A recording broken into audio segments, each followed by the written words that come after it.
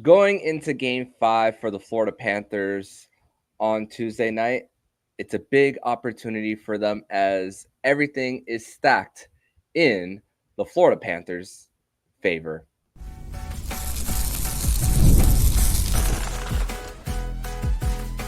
Your Locked On Panthers, your daily podcast on the Florida Panthers. Part of the Locked On Podcast Network, your team every day. And welcome into this Tuesday, May 14th edition of the Locked On Florida Panthers podcast, part of the Locked On Podcast Network, where it's your team every day. Thank you for making the Locked On Florida Panthers podcast your first listen of the day. I'm Armando Velez from the Hockey News, and you can follow me on X at Monoman12. Follow the show account on X and Instagram at LO_FLA Panthers. And shout out to the everydayers who come back here and get your daily Florida Panthers fix. Today's episode is brought to you by FanDuel. Make every moment more. Right now, new customers get $150 in bonus bets with any $5 bet. It's $150 with any $5 bet. Visit FanDuel.com/locked-on to get started. So, the Florida Panthers, they are back in action tonight for Game 5 against the Boston Bruins from Amerant Bank Arena. Great to be home for the Panthers. And also, just when you think about, this is Thursday will make a full month since that game 82 for the Panthers, that big swing in the Atlantic Division. And now the Panthers have the opportunity at home. This is what you battle all those 82 games to get the Atlantic Division, get to this point where you could actually get some rest for the Panthers possibly going into the Eastern Conference Final. But there's still a game to be played. But on this edition of the Locked On Florida Panthers podcast, we do have a special guest here on the show making his Locked On Panthers debut. He is the play-by-play broadcaster for Sports USA Live and also has worked in the NHL for Sports USA Live too, and is also the Marlins public address announcer. He is Josh Appel. Josh, welcome to the show, my friend, on your debut here on Locked On Panthers. It is an absolute honor and privilege to be here. I appreciate you having me on. It's good to be with you. Love talking some playoff puck, especially Panthers playoff puck. Let's do it. Yep. And thankfully, with us meeting last year in the Stanley Cup Final, we were able to still have the communication here and still make this a reality. And also, like I said off the air, love the narration of the Rooster race at Marlins at Lone Depot Park, when you do that. So putting your play-by-play to the test outside of the football too. But going into this matchup for the Florida Panthers and the Boston Bruins, just looking at everything with the Panthers. And, I was listening to Locked On Bruins yesterday with Ian McLaren. He was talking about how the Bruins overmatched and also the gap year that they had for them with all the bonus overages with Bergeron, Krejci, and also it gives me a little bit of perspective too on what the Panthers were able to do last year with all the dead cap money that they had with Keith Yandel and still making it to the Stanley Cup Final, and then getting that free money this year to beef up a little bit, and also the 180 of and this is something that you mentioned off the air prior to recording on how the Bruins are behaving towards the Panthers and how the Panthers were in that position last year in the final and even a few years ago when they were facing the Tampa Bay Lightning. I want to give you the floor to elaborate on that. Yeah, so I think you mentioned, last season, that was the transition year for the Panthers, right? They were right up against the cap. They didn't do anything at the trade deadline because of that. And they were with a new coach, implementing a new system. And I think, obviously, they learned so much from that run. They learned so much from if you want to call it a run, the year before when they got swept in the second round by the Lightning. And they learned a lot from the year before in losing to the Lightning in 6. And I was always of the belief that, the cliche of teams have to go through it and suffer in the playoffs before they can have success. I always thought that was kind of a bit overrated of a cliche. But now that you see it in practice, it's true. This Panther team is so mature, and they don't let really anything get to them. They are so even-keeled, and I think that starts with the head coach, Paul Maurice. But I think that just trickles down, obviously, to the rest of the roster because you've got a good mix of veterans, and you've got guys who have been on this team and have been on different playoff runs and have seen what it takes to get to the final. I mean, we were talking off air, and I'm certainly not the first person probably to bring this up, but I remember in the playoffs in the Stanley Cup final last year, the Panthers were at a disadvantage. They didn't have the depth that Vegas had. They were obviously a lot more banged up as that series went on. And even from the start of it, they would try and bait Vegas into these post-whistle scrums, earn some extra penalties. And what ended up happening was like Vegas kind of laughed in the face of the Panthers when they tried that. And I feel like that's almost what's happening.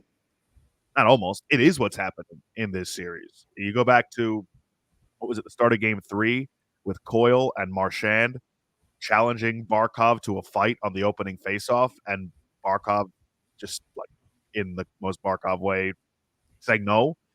You have Pat Maroon yesterday saying he's been trying to fight everybody. And I heard Steve Goldstein make this point on the What Chaos podcast yesterday.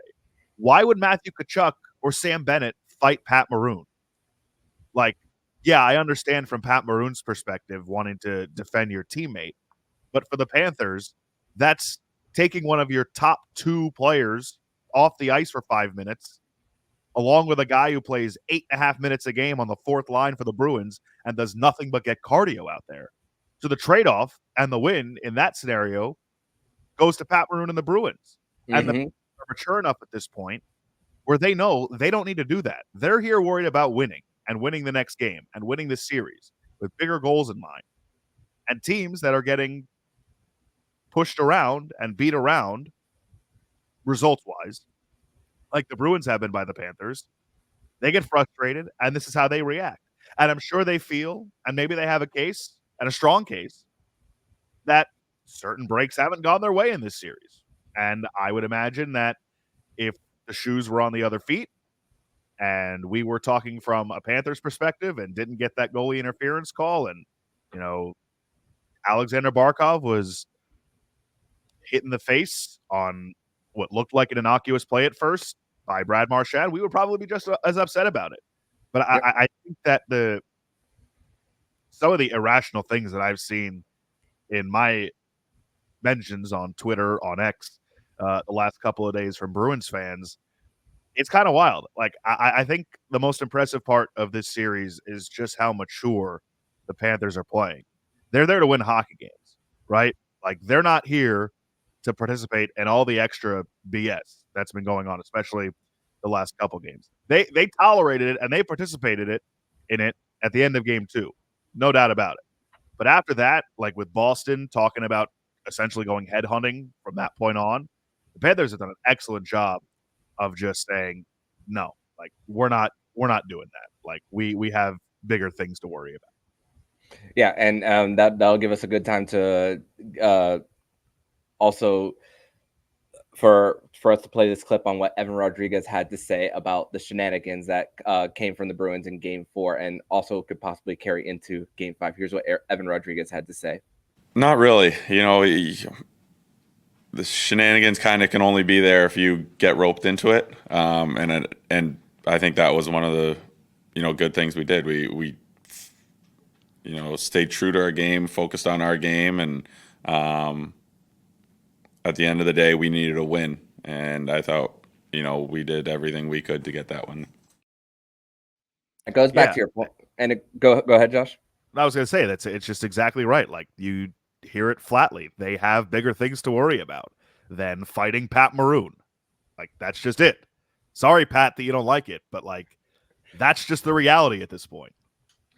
Yeah, and you also think about the history of Pat Maroon against this Florida Panthers team in different parts of the rivalry with Tampa, even 2 years in a row.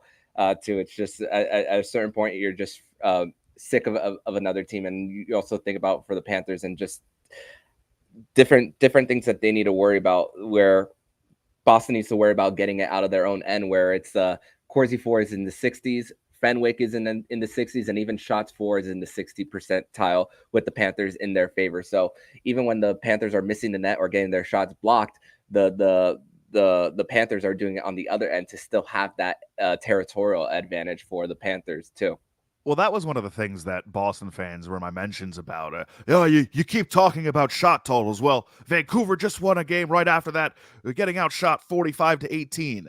And my response to that is, okay, good luck doing that over the course of a 7-game series and coming out on top with your third string goalie. I would imagine, as happy as Rick Tocchet and the Canucks are that they were able to hang on, they probably know that that's not a sustainable way to beat the Edmonton Oilers. Now, if Stuart Skinner doesn't get his stuff together, it's not going to matter.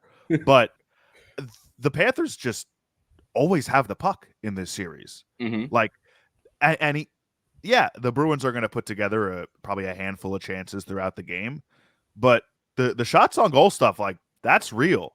That's not just, the Panthers are flinging it from all over the place and they're not high danger chances. No, like, the Panthers had a full goal expected more in Game 4 than Boston did. Even in that first period, when the Panthers went down 2-0, or I can't remember if the second goal was early in the second or not. But regardless, like, the Panthers still felt pretty good in the way they were playing. Like, the chances were there. Jeremy Swayman has been phenomenal for Boston. He's been their best player by far, in my opinion. But like that's the dismissing the shots on goal thing because of what's happening in another series. That doesn't compute for me. Like, if you watch what's happening on the ice, there is one team that can compete for the Stanley Cup, and there is one other team that's just trying to muck things up to give themselves a chance and find a spark. That's what it looks like to me, and it feels like that's what it looks like to a lot of other people. And it's a shame that the goalie interference and the Bennett Marchand play are getting so much of the attention, when in reality, this is just one of the top 2 or 3 teams in the sport right now handling a team that's just like a solid playoff team. Mm-hmm. And this will give us a good opportunity to talk more about it as Bruins general manager Don Sweeney has spoke to the media on Monday to discuss more about officiating, and also wanting a little bit of transparency too in that regard. So we're going to discuss that and more in segment number 2 here on the Locked On Florida Panthers podcast. Today's episode is brought to you by FanDuel. It's winner take all in the NBA and the NHL, and FanDuel is giving you a shot to bring home a big win of your own. Right now, new customers get $150 in bonus bets with any $5 bet. That's $150 to bet on spreads, money lines, player props, and more. Visit FanDuel.com/lockedon and make every playoff shot count. FanDuel, America's #1 sportsbook.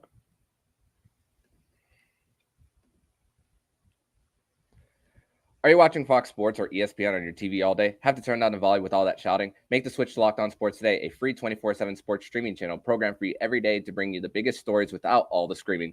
Locked On Sports Today brings you the can't-miss analysis, opinions, and news, streaming 24/7 on YouTube or the free Amazon Fire TV channels app, part of the Locked On Podcast Network, your team every day. Back on this Tuesday, May 14th edition of the Locked On Florida Panthers podcast. Thank you for making the Locked On Florida Panthers podcast your first listen of the day here on a Tuesday with Josh Appel here on the show to discuss more about the game tonight between the Florida Panthers and the Boston Bruins from Amerant Bank Arena, 7 p.m. on ESPN. And for the Bruins side of things, the general manager Don Sweeney spoke. Actually, before I play that, before I discuss that, I want to play you a clip of what Sam Bennett had to say on the hit on Brad Marchand. Which, credit to Sam Bennett, he did not hide from the media in the media scrum in the locker room, nor the TNT broadcast. Here's the clip. Yeah, I just talked about that on the TNT broadcast. It's just it's one of those plays where he's coming to hit me. I'm trying to brace myself. It's there's no way I would have had time to think about punching him in the face, like everyone said. But people can have their opinions. I know it definitely wasn't intentional. I'm bracing myself as he's coming to hit me, and it's unfortunate that he got hit. Obviously, he's a heck of a player and a big part of that team. So it's unfortunate, but by no means was that an intentional punch in the face. And a few things here, Josh, is that when you're looking at Sam Bennett, and I did actually do a freeze frame, and I posted this morning on my personal account, where Sam Bennett is guarding that left hand while using his right hand to as the shield, and Brad Marchand's head is already down while Bennett's head is up. But also, What if I told you that hit by Marchand was not the one that knocked them out, and it was actually the hit on Stenlin later on in that game that knocked them out too, that probably nobody is talking about, and that the narrative is trying to shift towards Sam Bennett, because the discussion was also about what happened with Matthew Nyes last year, but also when Sam Bennett scored that controversial goal, when he went to the Panther bench, he was using his opposite hand to tap the gloves too, protecting that hand. And he's not really even taking faceoffs neither. So that's another thing when it comes to that. And going back to Don Sweeney and that press conference about wanting transparency, this is the cycle in sports that's going to continue on and on and on and on and on. When we discuss about officials talking to the media and wanting more transparency, because it's going to open a big can of worms when you're asking them to elaborate. I mean, we have the 2-minute report in the NBA. Everyone talks about Angel Hernandez in Major League Baseball. I know you've heard plenty of that talk too.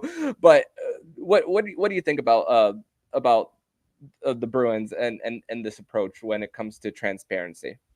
Well, I think that this is probably, if you were going to do this during a series, this is the way you do it. You don't have the head coach. You don't have the players come out and rip the officiating. You have a Don Sweeney or a Cam Neely come out, and you have a press conference like this. I happen to think that on this aspect, Don Sweeney is probably right. There should be a little more transparency with the officiating. Now, I don't know, like when it comes to pool reports, we never really learn anything from pool reports, whether it's in the NFL, Major League Baseball. I guess we do in the NBA with the 2-minute report, because they'll flat out say we got this call wrong, but it doesn't change the result. It's just we got the call wrong. Mm-hmm. You saw the, if you want to call it damage control, but you saw the responses from the league. You know, TNT gets to talk to the situation room after they make that ruling on the goaltender interference, and they get an explanation. And the league gave you what they thought and why they ruled in that way.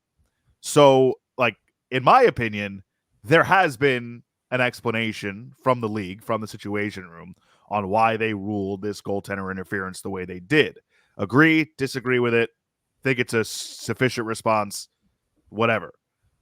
But the league gave their ruling, right? They explained why they deemed it not to be goaltender interference. But in general, I agree with Don Sweeney. There should be more transparency with officials explaining things. I think it's absurd to say the media shouldn't ask the head coach about officiating, especially when it has to do with the coach's challenge.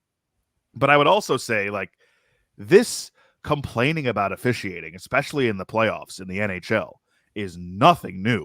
I mean, every team in every game can have some kind of gripe with the officiating. And again, when you're a team like Boston, and this is just the truth of it, like when you're getting outplayed the way they are and you're not getting any breaks, and then like two glaring controversial instances happen, yeah, you're probably going to feel like there's, I'm not going to say that they're out to get you, but like that there's something going on. Like you like, what is happening? Is this incompetence? Is it something else? But I think that there are certainly explainable reasons why things played out the way they have. And I know that's going to sound like potentially being a Panthers homer. I get it. The entire NHL and everybody who covers the NHL can't understand how there was no goaltender interference on that play. I think what TNT did with Brendan Burke, when he clarified on the rule that basically they would have had to call a cross-check initially to take away the goal. Like, you can't review that, retroactively call a cross-check on Sam Bennett, and then take the goal away. And I think that there were two angles here that really told the story of that Sam Bennett goal. Number one, the straight-on look from the opposite goal, ice level, where you could see Coyle's momentum already going into Jeremy Swayman, who was way towards that left post. And again, Swayman's played phenomenal in this series. I know a lot of people will say, well, you can't assume he's not going to make the save, or you can't assume he's going to make the save. I actually agree with that. He's been phenomenal. He made a great save on Anton Lundell at the beginning of Game 1. And there's been a lot of those robberies from Swayman in this series. He's been exceptional. But the contact from Bennett and Coyle is just net front fighting for position. There's no egregious cross-check there. There's a shove, there's a push, but that's nothing different that you normally see in front of the net, battling. And like I said, Coyle's momentum is already going into Jeremy Swayman. Would I have been shocked if they took the goal off the board?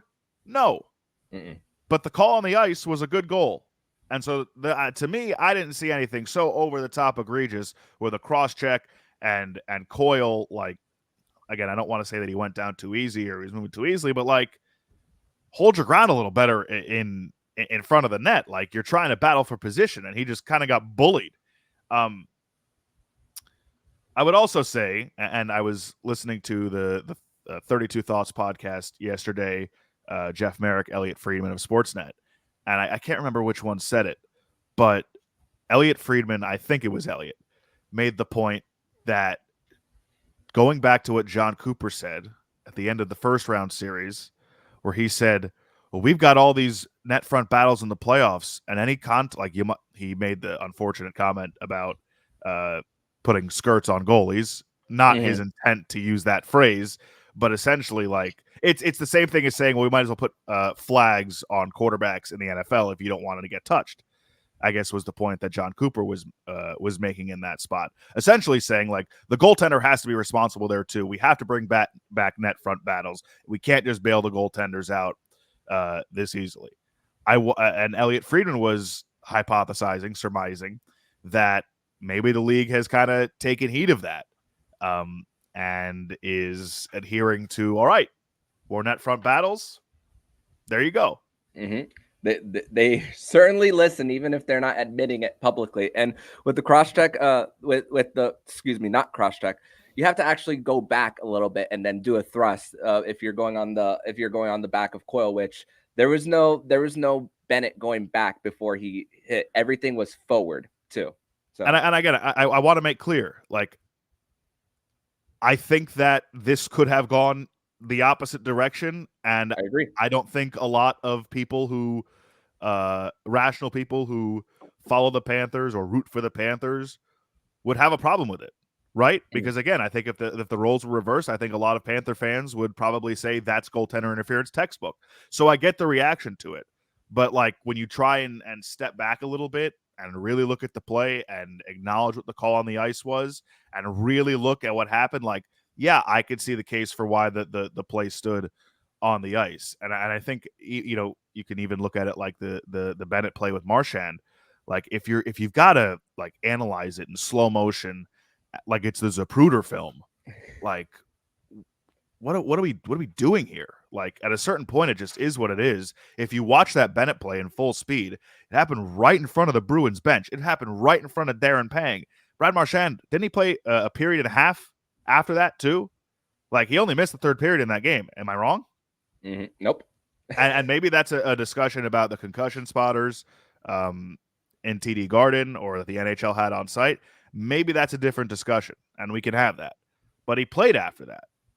Mm-hmm. I think it's a little far-fetched to say that Sam Bennett went in with the intent of punching Brad Marchand in the face. Again, I keep stealing lines from other people because I've watched all the coverage on this over the last few days. You and me both. Somebody said, are we alleging that Sam Bennett is all of a sudden Floyd Mayweather or an elite boxer or an elite MMA fighter, where in that quickly, in that moment, with Marchand coming right up to him with his back turned to Sam Bennett, no less, that Bennett's got the precision punch in the middle of a play like that to land one square in the face of Brad Marchand? Like, I think it's a little far-fetched. I think it's an unfortunate play. Nobody wants to see Brad Marchand get hurt and miss games. You want to beat the Bruins at their best versions of themselves. It's an unfortunate play. I think that fortunately or unfortunately, Sam Bennett has gained this reputation in the league. You know, with the Matthew Knies play last year, he had a suspension in that Lightning series a couple of years ago when the Panthers lost in 6. So, like, he's become one of these players in the playoffs that's just mean and nasty, and it's the classic cliche of you don't want him playing against you. You want him on your team, and you know, thankfully for the Panthers, like when he's in the lineup, they are just a completely different, in a good way, team in the playoffs. Yeah, and unfortunately now for Sam Bennett in everything from the last few years, even whether they call a penalty or don't suspend him, he now does unfortunately have a target on his back. So now these are going to be looked more from from everywhere around the National Hockey League too. But we're going to transition over to segment number 3, where we are going to discuss more about tonight's game between the Florida Panthers and the Boston Bruins, Game 5 from Amerant Bank Arena. We're going to discuss that more next on the Locked On Florida Panthers podcast. Today's episode is brought to you by Policy Genius. Policy Genius is the country's leading online insurance marketplace. Policy Genius compares your options from top companies, and their team of licensed experts is on hand to help you talk through it. Your work-life insurance policy may not offer enough protection for your family's need. Policy Genius gives you the unbiased advice for a licensed expert support team. They have no incentive to recommend one insurer over another, so you can trust their guidance. Check life insurance off your to-do list in no time with Policy Genius. Head to policygenius.com/lockedonhl or click the link in the description for your free insurance quotes and see how much you could save. That's policygenius.com/lockedonNHL.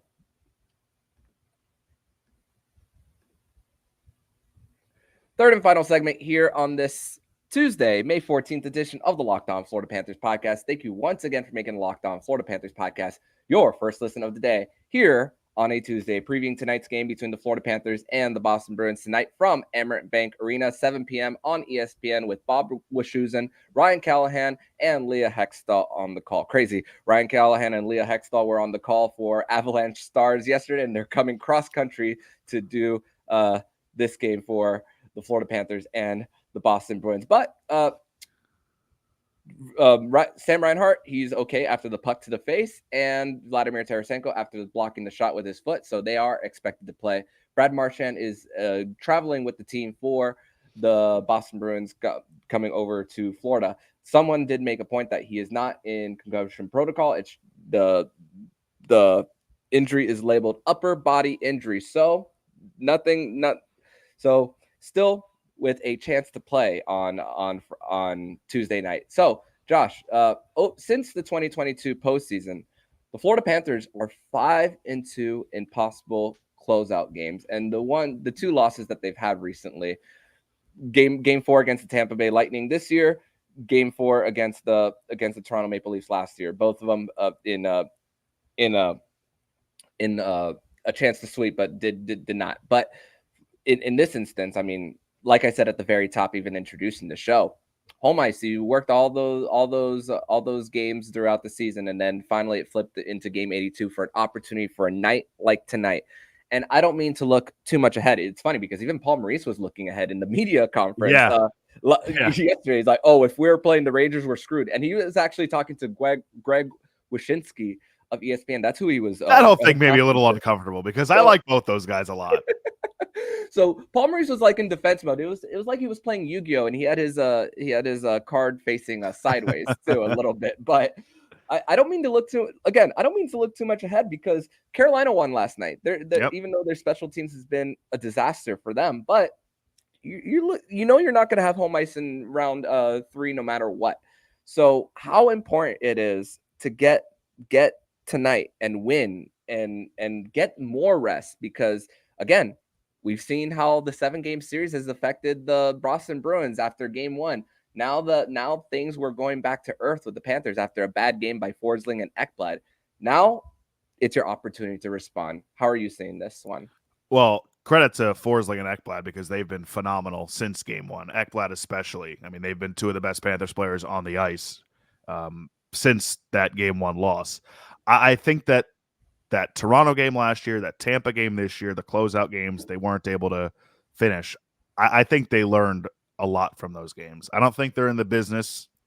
Ironic, the Cats. I don't think the Cats want to play with their food here. Like, yeah. I think they just want to be done and get this over with. I think that given how many games they had to play last year, they go 7 in round 1. Obviously, they do the 5 games in round 2, and they sweep in round 3, and then of course they lose in 5 in the Cup, but they've still played a lot of hockey over the last calendar year. And so if you could finish this one off in 5 and you're out of the first 2 rounds only playing 10 games, like that is ideal, and you get a chance to do it at home against a broken Boston team, which you have severely outplayed 3 consecutive games now. Like I said, I don't think the Panthers want to be playing with their food here. I think they're going to come in, and it's going to be a lot of the same that we saw in the previous 3 games. I'm a little worried about the rest versus rust thing. I was hoping that both the Panthers and the Rangers would kind of finish off their series around the same time, so they'd be a little even footing there. But I'm not so sure about that other series right now. Like, Carolina could easily force this back into a game 7, and then who knows what happens from there. It is kind of wild, knowing the history of this franchise, that for 20 years not only hadn't made the playoffs, but hadn't won a playoff series. Oh, they made it obviously in 16. Let me take that back. But it had been 20 years plus since they had won a playoff series. And after getting over that hump against Washington, we're sitting here. You have the note on the screen: 5-2 in series clinchers since 2022. Like, the Florida Panthers are doing that, right? Like, that's wild to kind of wrap your mind around as someone who's followed this team for as long as both of us have. Like I said, I think that Paul, Maurice, and the staff are going to have this team in the right mindset. I think the team themselves are more than mature enough to be in the right mindset for tonight as well. I think we've seen what Boston has, and I just don't think they have any juice left. And I could be wrong. I've been wrong plenty of times before. Let me just say that. I've been wrong plenty of times before, but I can't see this one getting back to Boston. I think it ends tonight. I think we see handshakes. Yeah, and to think that there hasn't been many handshake lines in South Florida when you think of the first 2 series last year, handshake line was on the road. Even the year before in Washington, that's where the handshake line. It's crazy. This could be the third handshake line in the last 3 years at Emirates Bank Arena, where all the handshake lines before that were at the old Miami Arena. And also with the Panthers coming in, I said that the cards are stacked towards the Panthers, but it's not just, people might see that as officiating, but you think about skill, depth, health, and also the one thing that we've spoken about all throughout this podcast: self-control. That's really what it comes down to when you think of all. It's funny because I'm making a Vegas and gambling reference here, even though they're not playing the Golden Knights, but it all ties into all that, where you see the Panthers are in fact the dealer here. Yeah, and it's an amazing position to be in, and like I said earlier, I think that this, you look back on just the general history of the franchise, but you look back at Paul Maurice and kind of the 180 that the fan base in South Florida has done on him and what he's earned. Yeah.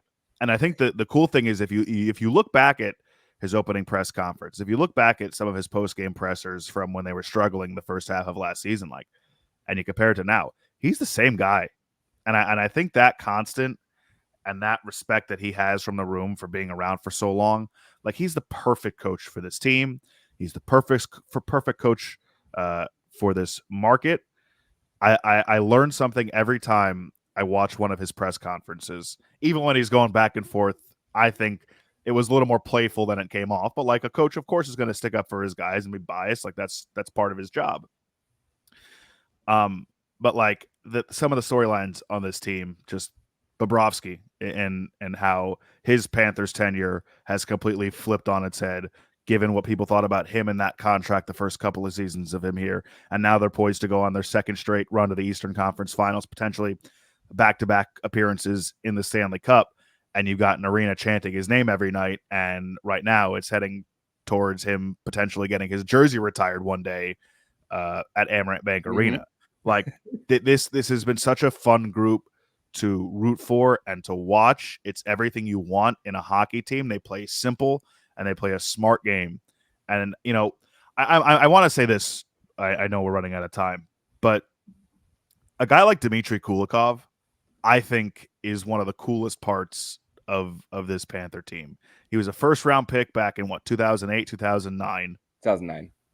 Makes one playoff appearance with the Panthers in his first run here. It was probably 4 seasons before leaving and bouncing around the league and being a solid player everywhere else. But think about how cool it must be, full circle for him, to go from what this franchise was like when he first got drafted by the Panthers to now being a really solid player on the third pair with Oliver Ekman-Larsson and has a chance to be part of a Florida Panthers Stanley Cup run. That to me is really cool. And I don't think it's really a story that people have talked about much, just the full circle moment that it must be moments for a guy like Dmitry Kulikov. Yeah, not only is it redemption for the Panthers as in trying to get back to the Cup, but for Dmitry Kulikov, a career redemption for him after bouncing around so many different teams. And going back to Bob, I'm not a person who subscribes to the whole goalie wins as a stat. I know you do baseball too. I'm also the same thing with pitcher wins. I don't really subscribe to that, but in the playoffs, you wins are all that matters. We saw it with Darcy Kemper a few years ago with Colorado, even with Pavel Francouz coming in, and then even Aiden Hill, if you have the structure around them, which the Panthers do have that structure. But Josh, I want to thank you so much for joining me on this edition of the Locked On Florida Panthers podcast. If you guys want to follow Josh online, you could follow him on X at Josh Appel. You could follow all of his work in relation to the NFL and the Marlins too. And also you could possibly see him in the arena doing some NHL work too. So Josh, I want to thank you so much once again for joining, and hope to see you next time, my friend. Sounds good. Appreciate you having me. And if you like what you're hearing, please subscribe to the podcast to be notified every single time the Locked On Florida Panthers podcast jumps into your podcast feed. Don't forget to also subscribe to the other shows in the Locked On NHL network, including Locked On NHL, Locked On Fantasy Hockey, Flip Livingstone, and Steel Roden, and Locked On NHL Prospects. Thank you once again for making the Locked On Florida Panthers podcast your first listen of the day. So I'm Armando Velez with Josh Appel, and you've been listening to Locked On Florida Panthers podcast, part of the Locked On Podcast Network, where it's your team every day.